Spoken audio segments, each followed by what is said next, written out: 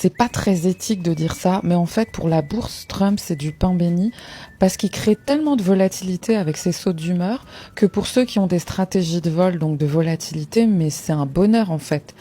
Et il y a même, à l'époque, hein, je vous parle de ça, il y a 10 ans, dans son premier mandat, on avait mis en place un algo qui était lié au tweet de Trump, en fait. À l'époque, c'était Twitter. Et il créait tellement de vols à lui tout seul que c'était plutôt bien pour les hedge funds. Les hedge funds adorent Trump. Mais là, en fait, je comprends pas, en fait.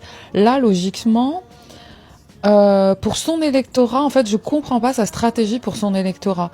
Parce que normalement, il y a les élections de mi-mandat qui arrivent en novembre et tout était calé pour que justement, avec l'Iran, ça s'arrange et que les prix du pétrole baissent, que l'essence baisse, que l'inflation baisse.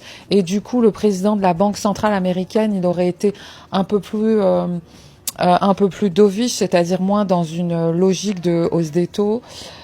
Et en fait, là, non, les hostilités reprennent. Donc, je vous jure, je ne comprends plus rien.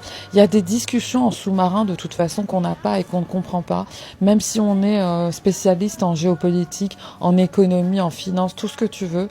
Il y a des choses qu'on ne comprend plus, en fait. Voilà. C'était mes petites pensées du dimanche soir, en fait. Oh mince, j'ai redit en fait. J'en ai marre.